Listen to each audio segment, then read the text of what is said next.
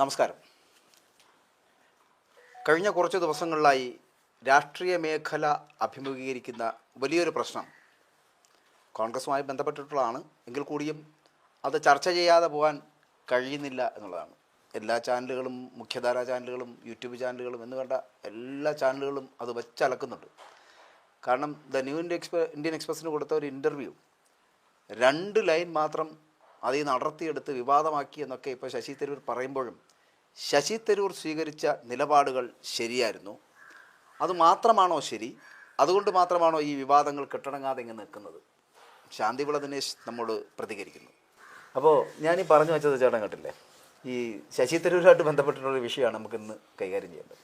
അപ്പോൾ അതിനകത്ത് പൊതുമേഖലയിൽ മുഖ്യധാര മാധ്യമങ്ങളൊക്കെ വച്ചലക്കുക. എന്നും ഒരു ചർച്ച വീതം ഉണ്ടായിരിക്കും. 1 or 2 ചർച്ച നടത്തുന്ന പല ചാനലുകളും ഉണ്ട്.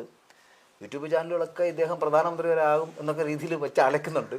2026 ചിലപ്പോൾ മുഖ്യമന്ത്രിയാകും, അതിനുള്ള സാധ്യതകളുണ്ട് കേട്ടോ.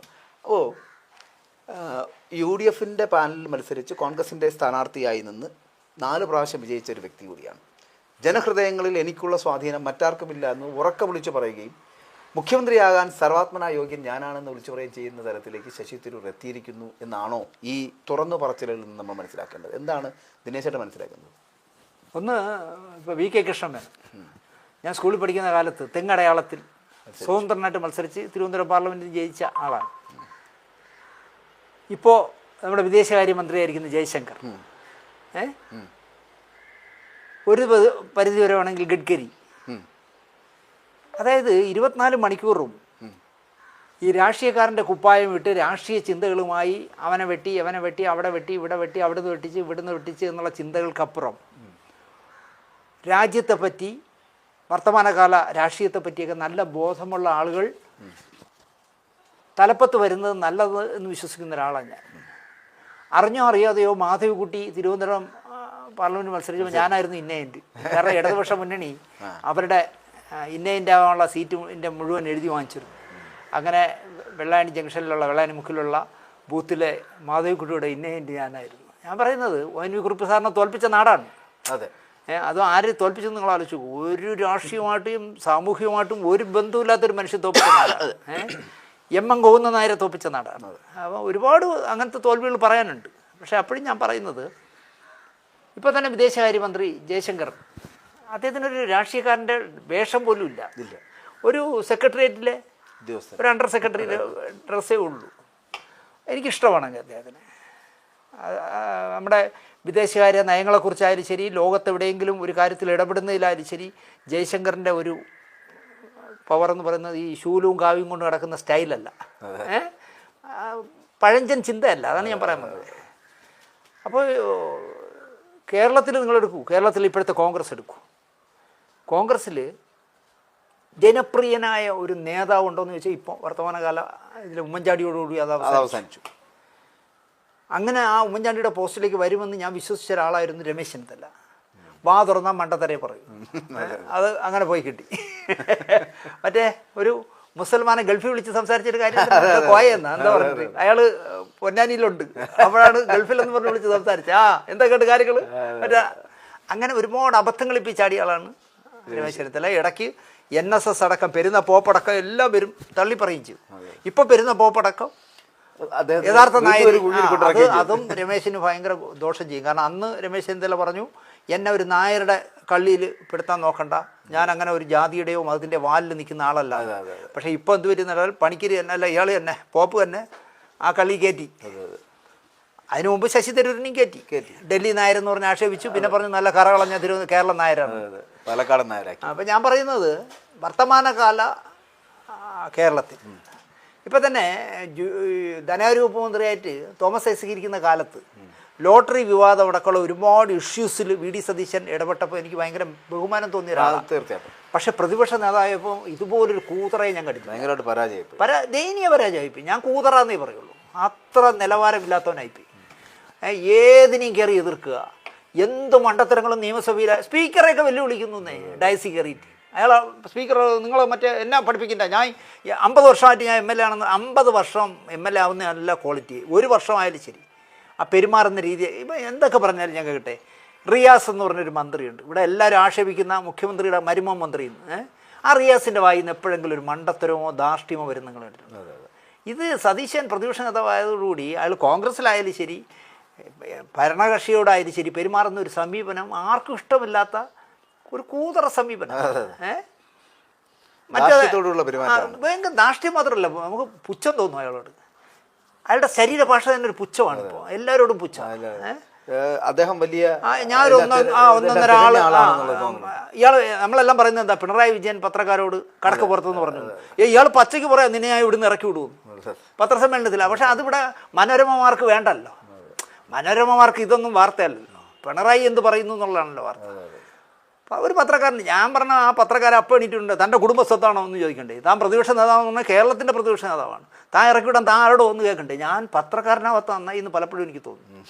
കാരണം ഈ പത്രസമ്മേളനത്തിന് വേണ്ടിയെങ്കിൽ ഞാൻ എന്തെല്ലാം ആരുടെ എല്ലാം കയറി ഉടക്കിയെന്നെ. അപ്പം ഞാൻ പറയുന്നത്, പിന്നെ ഉള്ളത് സുധാകരൻ, പ്രായത്തിൻ്റെ അവശത. മറ്റേ ആ പുരാവസ്തു കൊണ്ടുവരുന്ന ഒരു കള്ളനുണ്ടല്ലോ, മോൻസൺ മാവുങ്കൽ, അവനെ കൊണ്ട് കണ്ണ് ട്രീറ്റ് ചെയ്ത മനുഷ്യനാണ്. അല്ല, സ്കിന്നോ കണ്ണോ എന്തൊക്കെ ട്രീറ്റ് ചെയ്ത മനുഷ്യനാണ് സുധാകരൻ. അപ്പം അയാൾ ഒരു മുഖ്യമന്ത്രി ആകാനുള്ള അവസ്ഥ ആലോചിച്ച് ഈ പറഞ്ഞല്ലാണ് എന്ത് മൈക്ക് ഓൺ ചെയ്തിരിക്കുന്നു എന്ന് അടുത്തിരിക്കുന്ന ഷാഹിദ, മറ്റേ ഷാഹിദ കമലല്ല, മറ്റേ ഷാഹിദ കോൺഗ്രസിൽ നിന്ന് പോയല്ലോ,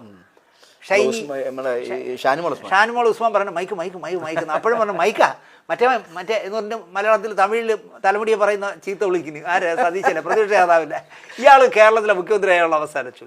അതൊക്കെ എനിക്ക് കാലണ മെമ്പർഷിപ്പ് മാത്രം മതി, ഇനി ഞാൻ അധികാര സ്ഥാനങ്ങളിലേക്ക് ഇല്ല എന്ന് പറഞ്ഞ് കോൺഗ്രസ്സിൽ തിരിച്ചു കയറി വന്ന മുരളീധരൻ. എത്ര KC വേണുഗോപാൽ ഡൽഹിയിൽ മറ്റേ നുണ പറഞ്ഞ് ഒപ്പിച്ച് അമ്മയുടെയും മോൻ്റെയും പ്രീതി പിടിച്ചു മാറ്റി നടക്കുന്ന KC വേണുഗോപാൽ. പിന്നെ ഇതെല്ലാം പേര് കുഞ്ഞാപ്പയാണെങ്കിൽ മുഖ്യമന്ത്രി ആയി അടങ്ങുന്നു നടക്കുക. ആര്? കുഞ്ഞാലിക്കുട്ടി.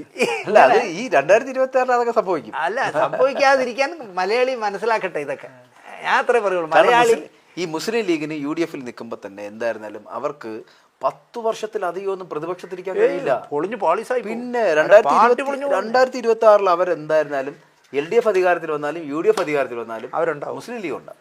കാരണം എന്താ പറയുക, അല്ലെങ്കിൽ SDP ഒക്കെ കയറി വളരും. അവർ മുസ്ലിം ലീഗ് ഒന്നും അല്ലാതായി പോകും.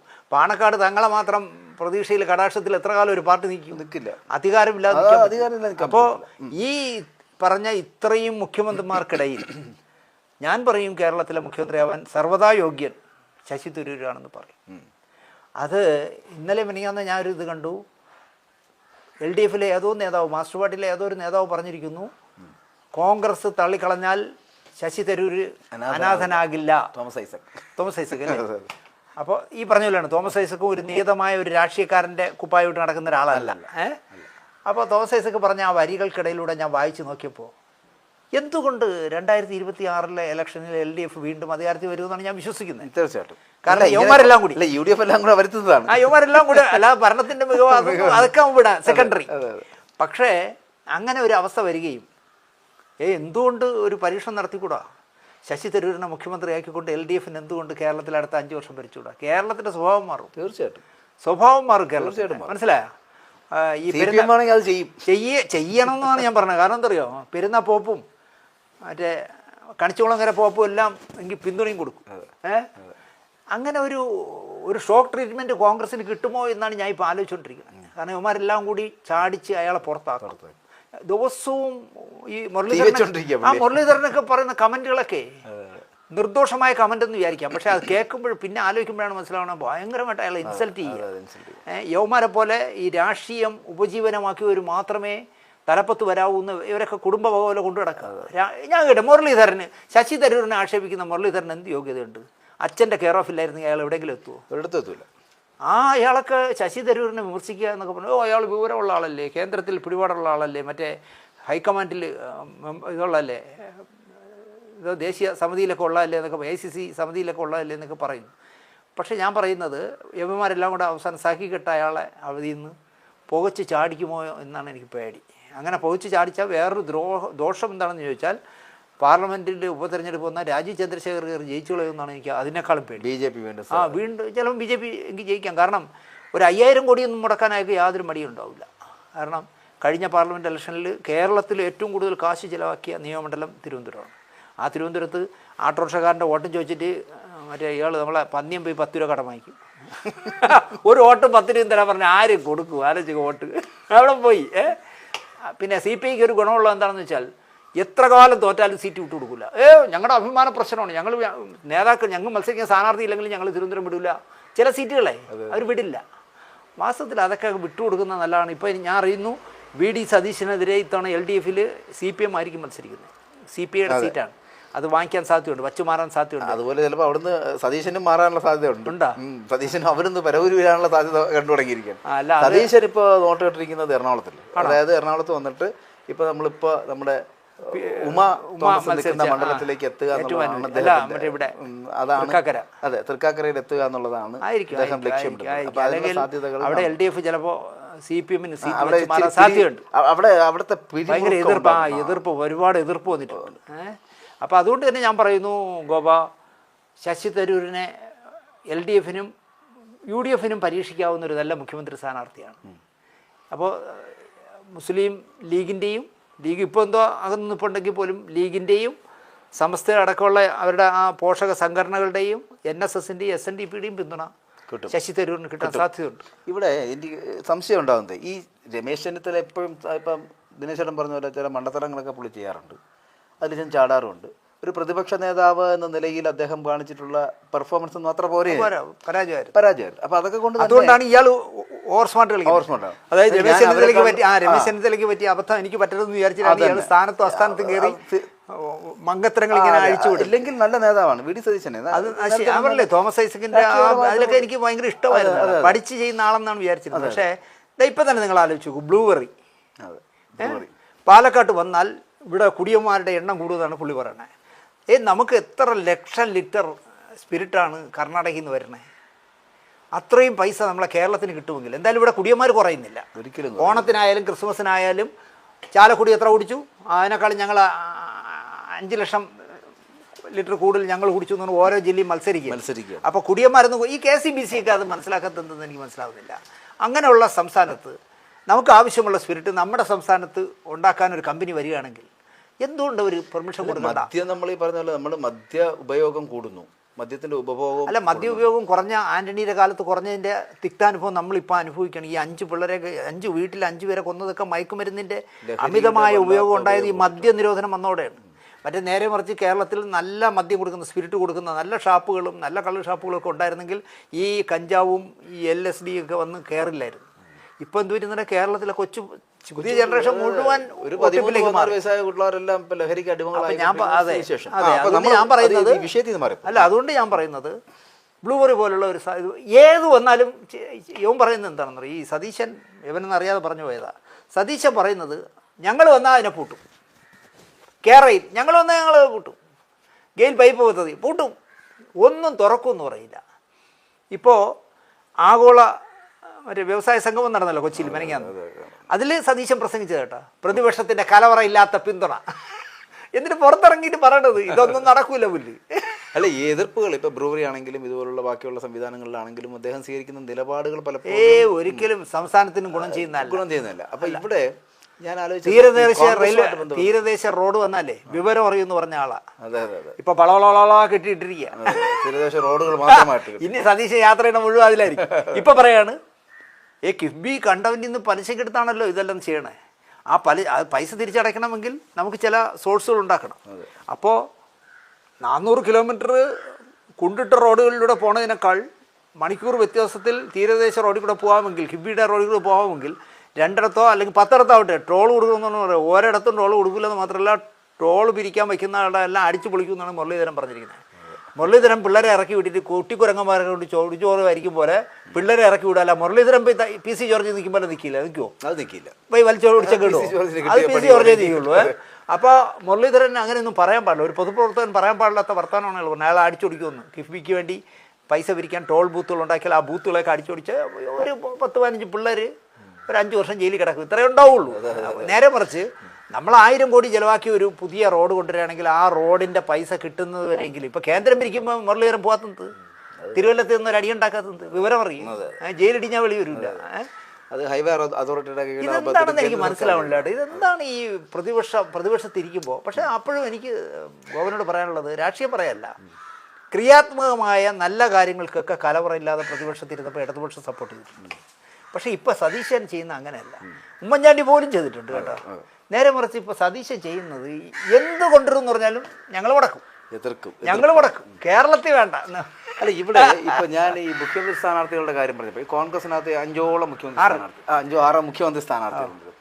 ഈ സ്ഥാനാർത്ഥികളിലേക്ക് ഇപ്പൊ ഇങ്ങനെ ചർച്ചയൊന്നും വരില്ല. പക്ഷേ ഈ ചർച്ച വരുത്തി വെച്ച 71 സീറ്റ് വരണ്ടേ. അതെ, അല്ല, ഈ ചർച്ച വരുത്തി വെച്ച ഒരു മഹാനുണ്ട് കേട്ടോ, അങ്ങ് പെരുന്നേലും.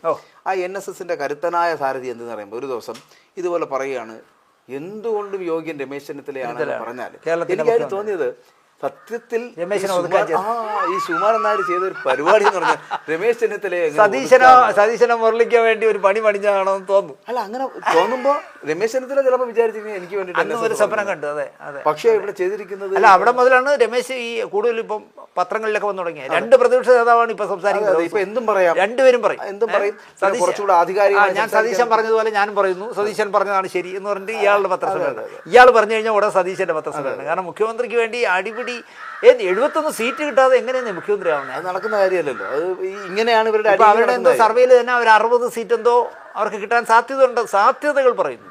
71 സീറ്റ് കിട്ടാതെ കോൺഗ്രസിന് മാത്രമേ അത് കഴിയുള്ളൂ കേട്ടോ. കോൺഗ്രസിന് മാത്രമല്ല, 30 സീറ്റ് ഉണ്ടെങ്കിൽ ഞാൻ മുഖ്യമന്ത്രി ആവാമെന്ന് സുരേന്ദ്രൻ പറഞ്ഞു. 30 സീറ്റ് കിട്ടിയാൽ കേരളം ഞങ്ങൾ ഭരിക്കുമെന്ന്. എനിക്ക് ഞാൻ ഏത് കണക്കൊക്കെ കൂട്ടിയിട്ട് നടന്നില്ല കേട്ടോ. കേട്ടോ, അതിനകത്ത് കണക്കുകളൊക്കെ ഉണ്ട്, അവരുടെ കയ്യിൽ കുറെ കണക്കുകളൊക്കെ. അതെങ്ങനെ അവർ ആരെ കൂടെയും ഗോപൻ എനിക്കൊന്ന് പറഞ്ഞോ, 30 സീറ്റിൽ BJP ജയിച്ചു. 35 സീറ്റുമായിട്ടാണ് അവർ പറഞ്ഞത്. 35 സീറ്റ് മത്സരിക്കുന്ന മുസ്ലിം ലീഗ് ഉണ്ട്. അവര് കൂട്ടും, അവസാനം കൂട്ടും. മലപ്പുറത്തിന്റെ കുഞ്ഞാപ്പയ നാട്ടുകാർ ഞോടും. ഇതൊക്കെ സംഭവിച്ചേക്കാവുന്ന കാര്യങ്ങൾ രാഷ്ട്രീയത്തില്. അല്ല, രാഷ്ട്രീയത്തിലേക്ക് 2-2 4 അല്ല, അത് ഞാൻ മനസ്സിലാക്കുന്നത്. പക്ഷേ 35 സീറ്റ് സുരേന്ദ്രന് കിട്ടിയാൽ ബാക്കി 25 ഞങ്ങൾ ഒപ്പിച്ചോളാം എന്ന് പറഞ്ഞാൽ അത് മലപ്പുറത്തെ കുഞ്ഞാപ്പയുടെ പാർട്ടിയാണെന്ന് പറഞ്ഞാൽ കുഞ്ഞാപ്പയെന്നല്ല, ഈ ബഹുമാനത്തോടെ കാണുന്ന തങ്ങളില്ലേ, അല്ല, ഇവരില് വെളിയിറങ്ങാൻ പറ്റാതെ ഇവരില് അസംതൃപ്തരായിട്ടുള്ള ഒരു വിഭാഗം UDF-നകത്ത് LDF-നകത്ത് കിടപ്പുണ്ട്. പൈസ കൊടുത്ത് വാങ്ങിക്കാൻ ഞാൻ ചോദിക്കുന്നത്. അപ്പോഴും എനിക്ക് കർണാടകയിലും ത്രിപുരയിലും ഒക്കെ നമ്മളതെല്ലാം വിടുന്നു. കർണാടകയിൽ അല്ല, കർണാടക ഗോവ എല്ലാം വിടും. ഞാൻ ഗോവന്റെ ഒരു വിലയിരുത്തൽ അനുസരിച്ച് 35 സീറ്റ് BJPക്ക് കിട്ടിയാൽ UDF-ൽ നിന്ന് അസംതൃപ്തരായ ഏതൊക്കെ പാർട്ടിക്കാരെ കിട്ടാൻ സാധ്യതയുണ്ട്? അല്ല, ഗോവൻ പഠിക്കണ്ടേ? അസംതൃപ്തരായ ഉണ്ട്, പക്ഷേ സീറ്റില്ല. അസംതൃപ്തരുണ്ട്, പക്ഷെ അവർക്കാർക്കും സീറ്റില്ല. അപ്പൊ പിന്നെ എങ്ങനെ? പക്ഷെ ഇവര് പൈസയാണല്ലോ എന്റെ മുഖ്യം. ആയിക്കോട്ടെ, എന്നാലും പറ, ഈ ഗോവന്റെ മനസ്സിൽ ഇവരൊക്കെ BJP ഇതിനകത്ത് ചെയ്യുന്ന വെച്ച് കഴിഞ്ഞാൽ ചാക്കുകളിൽ പൈസ ഇറക്കുക. മറ്റേ ഗോവയിലും കർണാടകയിലും അതേ രീതി ഇവിടെയും ഉപയോഗിക്കുക എന്നുള്ളതാണ്. അവർ 35 ശിവസേനയെ ഉണ്ടാക്കിയെടുത്തവരാണ്. ശരത് പവാർ ബോംബെ മഹാരാഷ്ട്ര എന്ന് പറഞ്ഞാൽ ശരത് പവാറിന്റെ കയ്യിലുണ്ടായിരുന്നു. ഇപ്പൊ മരുമോനെ കൊണ്ട് കുളന്നതാണ്. അപ്പൊ അതുകൊണ്ട് അവർക്ക് ഇതൊരു പ്രശ്നം. അങ്ങനെ ഗോവന്റെ മനസ്സിൽ സീറ്റ് വന്നാല് കോൺഗ്രസിനകത്ത് തന്നെ ഉണ്ട് ചേട്ടാ. പിന്നെ UDF-നകത്ത് തന്നെ കോൺഗ്രസിനകത്തുള്ള നേതാക്കള് നിമിഷ നേരം കൊണ്ട് BJP-യിലെത്തും. കോടികൾ കൊടുക്കാമെങ്കിൽ നിമിഷ നേരം കൊണ്ട്. പക്ഷെ അപ്പോഴും 35 സീറ്റ് വേണം അല്ലേ? 35 സീറ്റ് വേണം, എങ്കിലും 3 പോരാ. 35 സീറ്റ് തന്നെ വേണം, എങ്കിൽ മാത്രമേ എത്താൻ പറ്റൂ. അവിടെയാണ് പ്രശ്നം. അപ്പൊ അത് അവിടെ നിൽക്കട്ടെ. അപ്പൊ അത് BJP-യുടെ ഒരു നയമാണ്, ഒരു ലൈൻ അതാണ്. അവരങ്ങനെ അല്ല, ഗോവന്റെ ഒരു അനാലിസിസിൽ ശശി തരൂരിനെ LDF സ്വീകരിക്കൂ? അല്ല, ഈ പറഞ്ഞ കാര്യത്തിൽ ഞാനിത് ഒരു വാർത്തയായിട്ട് ഞാനൊരു ഓൺലൈൻ വാർത്ത ചെയ്തിട്ടുണ്ടായിരുന്നു. അതായത് CPM-ന് 45 സീറ്റിൽ ഒതുങ്ങിപ്പോവുകയും അതിൽ നിന്ന് മുമ്പോട്ട് പോകാൻ ഒരു സാധ്യതയും ഇല്ല എന്ന് പറയുന്നൊരു സിറ്റുവേഷൻ ഉണ്ടായാൽ CPI-യുടെയും അന്ന് LDF-നെ സഹായിക്കാൻ വരുന്നതിൽ ഒരാൾ കുഞ്ഞാപ്പയായിരിക്കും, മുസ്ലിം ലീഗായിരിക്കും. മുസ്ലിം ലീഗ് ഒരു 25 സീറ്റ് മത്സരിക്കുമ്പോൾ അവരെന്തായാലും ഒരു 20-21 സീറ്റെങ്കിലും അവർ നേടിയെടുക്കും. ഉപമുഖ്യമന്ത്രിയാക്കിയാൽ മതി. ഉപമുഖ്യമന്ത്രിയാക്കാം, 1.5 വർഷത്തേക്ക്, 3.5 വർഷം CPM മുഖ്യമന്ത്രിയാക്കാം. ഇങ്ങനെയുള്ള സംവിധാനങ്ങളൊക്കെ ഉണ്ടല്ലോ. ഈ സ്ഥലത്തിലേക്ക് ഒരു നല്ല മുഖ്യമന്ത്രി എന്നുള്ള നിലയിൽ ശശി തരൂരിനെ അവർക്ക് വേണമെങ്കിൽ കാണിച്ചു. അപ്പോൾ കേരളത്തിൽ അങ്ങനെ ഒരു അവസ്ഥ വരാൻ സാധ്യതയുണ്ടോ? ഇനിയുള്ള രാഷ്ട്രീയ കളിയൊക്കെ അതൊക്കെ തന്നെയാണ്. ഇപ്പൊ ആർക്കും അങ്ങനല്ല. ഈ പറയുന്ന 99-ൽ നിന്ന് 45-ലേക്ക് വരാമോ LDF? അല്ല, ഇപ്പൊ നമ്മൾ കുറച്ചു മുമ്പ് പറഞ്ഞ പോലെ ഈ ഒരിക്കലും ഭരണ നേട്ടം കൊണ്ടല്ല മൂന്നാമതും വരാൻ പോകുന്നത്. മറ്റുള്ളവർ തമ്മിലടി കൊണ്ടാണ് ഇവർ വരാൻ പോകുന്നത്. അപ്പോൾ ഇവർക്ക് ലഭിക്കാവുന്ന സീറ്റിൻ്റെ ഒരു ആവറേജാണ് ഞാൻ പറയുന്നത്. 45-50 ഇടയ്ക്ക് സീറ്റുകൾ ലഭിക്കുന്നുള്ളൂ എങ്കിൽ അങ്ങനെ എത്തുകയുള്ളൂ. ആ ഒരു സാഹചര്യമാണെങ്കിൽ മാത്രമാണ് ഇവരെ വലിച്ചാലും. അപ്പോൾ ഈ ഭരണ നേട്ടത്തിലൊന്നും പറയാനില്ല. ഇല്ല, ഭരണനേട്ടം അല്ല. അപ്പം ഞാൻ ഗോപനോട് ഒറ്റ കാര്യം കേട്ടോ, 9 വയസ്സായ ഒരു കുട്ടിക്ക് പവർ കട്ട് എന്താണെന്ന് അറിയാമോ? അല്ല ഞാൻ ചോദിച്ചതിന് പറയാം. 9 വയസ്സായി, ജനിച്ചിട്ട് 9 വയസ്സായി. നേട്ടങ്ങൾ അവിടെ അതല്ല, 9 വയസ്സായ ഒരു കുട്ടിയോട്, കേരളത്തിലെ ഒരു കുട്ടിയോട് ഭരണ നേട്ടങ്ങൾ അവിടെ ഉണ്ട്, ഇല്ല എന്നുള്ളതല്ല. പക്ഷെ ആ ഭരണ നേട്ടങ്ങൾ വെച്ചായിരിക്കില്ല അവർ മൂന്നാമതും വരുന്നതെന്നാണ് ഞാൻ പറഞ്ഞത്. കാരണം അല്ല, അത് ഭരണവിരുദ്ധ വികാരം ഇവരൊരു ഒന്നിന്റെ കൂടെ ഒരു തള്ളായിരിക്കും അല്ലേ. അപ്പോൾ ഈ പറഞ്ഞ ഇപ്പം ഇത് മാത്രമല്ല, നമ്മൾ കഴിഞ്ഞ ഒരു ചർച്ചയിൽ പറഞ്ഞിട്ടുണ്ടായിരുന്നു. അതായത് LDF സർക്കാർ കഴിഞ്ഞ നിയമസഭയിൽ ഈ ഫെബ്രുവരി മാസത്തിൽ നിയമസഭ കൂടിയ സമയത്തിനകത്ത് ആ സഭയിൽ സഖാവ് പിണറായി വിജയൻ മുഖ്യമന്ത്രി അദ്ദേഹം പറഞ്ഞൊരു തീരുമാനം, VN വാസവൻ സഹകരണ വകുപ്പ് മന്ത്രി പറഞ്ഞൊരു തീരുമാനം ജനങ്ങൾ വളരെ ശ്രദ്ധയോടുകൂടി കേട്ടതല്ലേ. കേട്ടില്ലെങ്കിൽ അത് കേൾപ്പിക്കേണ്ടതല്ലേ. കാരണം വെച്ച് കഴിഞ്ഞാൽ തദ്ദേശീയരായിട്ടുള്ള ജനങ്ങൾ സഹകരണ ബാങ്കുകളിൽ നിന്നെടുത്തിട്ടുള്ള വായ്പകൾ അവരുടെ കിടപ്പാടങ്ങൾ വെച്ചിട്ടാണ് പുറത്തിറക്കരുതെന്ന്. അതൊരു വലിയ തീരുമാനമല്ലേ. അത്തരത്തിലൊരു തീരുമാനം എടുക്കാൻ വേറെ ഏതെങ്കിലും മുഖ്യമന്ത്രിക്ക് കഴിഞ്ഞോ, അല്ലെങ്കിൽ ഒരു വകുപ്പ് മന്ത്രിക്ക് കഴിഞ്ഞോ? അതിനേക്കാളും ഞാൻ ആലോചിക്കുന്ന ഒരു കാര്യം, ജഗതി ഏതോ ഒരു പടത്തില്ലേ ഈ ജനറേറ്ററിനെ എപ്പോഴും നമ്മൾ ഓർക്കുന്നത് കറണ്ട് പോകുമ്പോഴാണ്. അപ്പോൾ ഈ തുണിക്കടകളിലൊക്കെ പുറത്തിരിക്കും ജനറേറ്റർ. ജഗതി ഒരു ആട്ടോ കൊണ്ട് നിർത്തിയിട്ട് കറണ്ടുള്ളപ്പോൾ ഈ ജനറേറ്ററിനെ എടുത്ത് ആട്ടോ വെച്ചോണ്ട് പോകും. ഞാൻ അപ്പോഴാണ് ആലോചിച്ചത്, 9 വയസ്സായ അല്ലെങ്കിൽ 8 വയസ്സായ ഒരു കുട്ടിയോട് പവർ കട്ട് എന്ന് പറഞ്ഞാൽ എന്ത്, അല്ലെങ്കിൽ ലോഡ് ഷെഡിങ് എന്തെന്ന് പറഞ്ഞാൽ അവർക്ക് അറിയില്ല. കഴിഞ്ഞ 9 വർഷമായിട്ട് ഒരു വലിയ നേട്ടമല്ലേ. അല്ല, അതാണ് ഞാൻ പറയാൻ പോകുന്നത്. അത് അടുത്ത വരാൻ പോകുന്നത് വെച്ച് കഴിഞ്ഞാൽ ഈ വരുന്ന റോഡുകൾ ഏകദേശം തിരുവനന്തപുരം കാസർഗോഡ് എല്ലാ റോഡുകളും തീരദേശ റോഡുകൾ അടക്കം പളപളാന്ന് തിളങ്ങാൻ പോകുന്നു. അങ്ങനെയുള്ള റോഡുകൾ ഏകദേശം നവംബറോടുകൂടി ഉണ്ടാകും. പിന്നെ ഈ അഴിമതി പ്രതിപക്ഷമാകുമ്പോൾ പറയണമല്ലോ, നമ്മൾ കഴിഞ്ഞ തവണ ചർച്ച ചെയ്തപ്പോൾ പറഞ്ഞല്ലേ, ഈത്തപ്പഴത്തിലെ കുരുവിന് വരെ സ്വർണ്ണ കുരുവും ഖുറാനും ഒക്കെ കൊണ്ടുവന്ന് ഒന്നും നിന്നില്ല. പിന്നെ എന്തെല്ലാം പിണറായിക്കെതിരെ കൊണ്ടുവരാമോ അതെല്ലാം കൊണ്ടുവന്ന് നോക്കി, ആയുധങ്ങൾ വിജയിച്ചില്ല. എന്ന് മാത്രമല്ല, ഇപ്പോൾ ഇതാ റെയിലിനെ കുറിച്ച് റെയിൽവേ വകുപ്പ് മന്ത്രി പീയൂഷ് ഗോയൽ തന്നെ പറയുന്നു, ഞങ്ങൾ പറയുന്ന ചെറിയ ചെറിയ മാറ്റങ്ങളുണ്ട്. ചരക്ക് ഗതാഗതം കൂടി ആ പാളത്തിൽ കൂടെ ആക്കണം. അങ്ങനെയാണെങ്കിൽ നമുക്ക് ആലോചിക്കാം. അവിടെ സുരേന്ദ്രൻ പറഞ്ഞാലൊന്നും തള്ളിക്കളയില്ല എന്ന് ഉറപ്പായി. അതെ. അപ്പം ഞാനിവിടെ പറയുന്നത് ഈ ശശി തരൂരിൻ്റെ വാദങ്ങൾ എന്തുകൊണ്ടാണ് ഇന്ന് സമൂഹത്തിൽ ഇത്രയോടെ വിവാദത്തിലേക്ക് എത്തിയതെന്ന് ചോദിക്കുമ്പോൾ, സത്യത്തിൽ ശശി തരൂർ എന്ന് പറയപ്പെടുന്ന ഒരു മുഖ്യമന്ത്രിയെ കേരളം ആഗ്രഹിക്കുന്നുണ്ട് എന്നുള്ളത് ഞാനും അങ്ങനെ ചിന്തിക്കുന്നുണ്ട്. കാരണം ദിനേശ് ചേട്ടൻ പറഞ്ഞ പോലെ അത് വലിയ കാര്യമാണ്. കാരണം പഠിപ്പും വിദ്യാഭ്യാസവും കാര്യങ്ങളെക്കുറിച്ച് വിവരമൊക്കെ ഉള്ള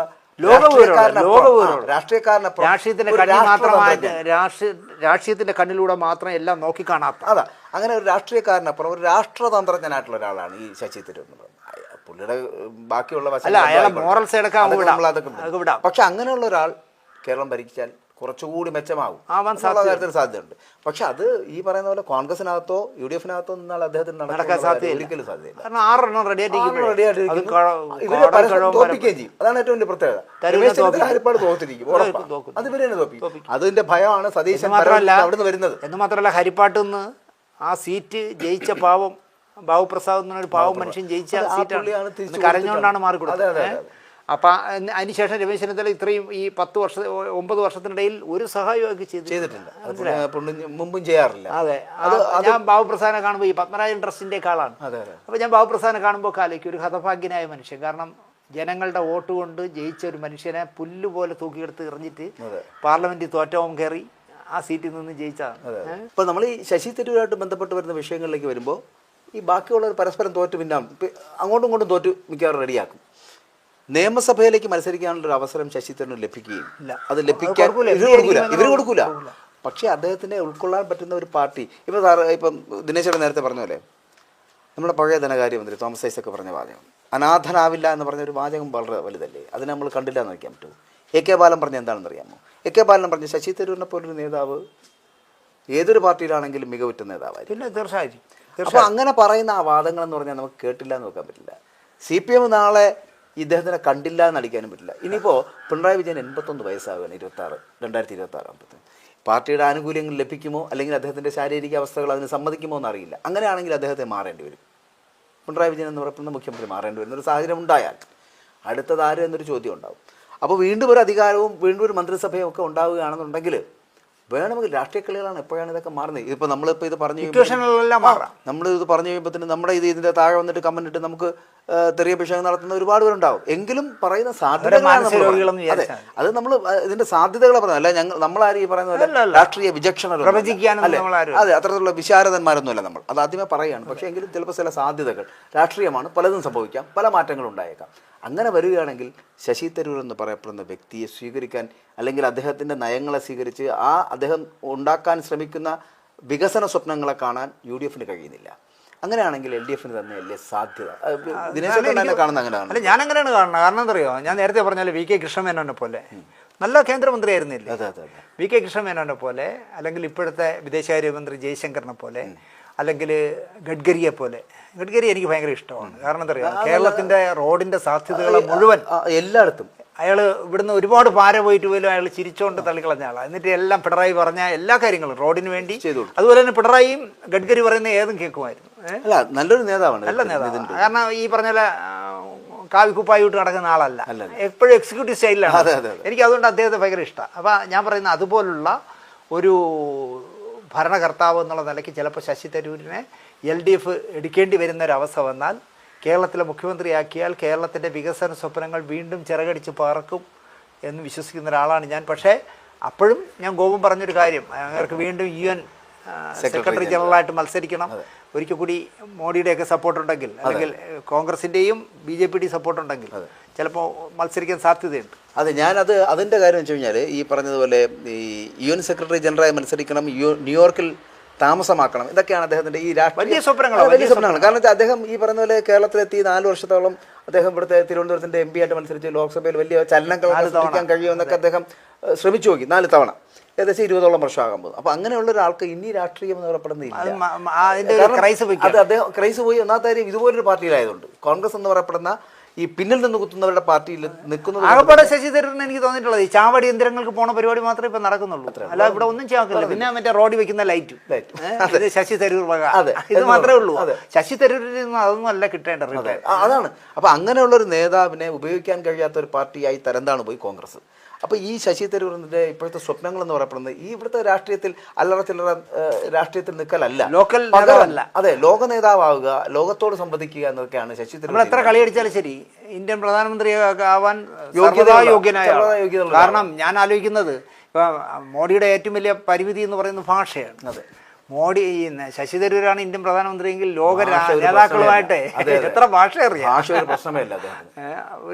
പ്രധാനമന്ത്രിയാക്കാൻ വരെ യോഗ്യനായിട്ടുള്ള നേതാവ് തന്നെയാണ് അദ്ദേഹം. പക്ഷേ പ്രശ്നം എന്താണെന്ന് വെച്ചാൽ AICC ജനറൽ സെക്രട്ടറി പ്രസിഡന്റ് ആവാൻ വരെ സമ്മതിച്ചിട്ടില്ല. കുഴിയിലോട്ട് കാലം നീട്ടിയിരിക്കുന്ന പാവ മനുഷ്യൻ.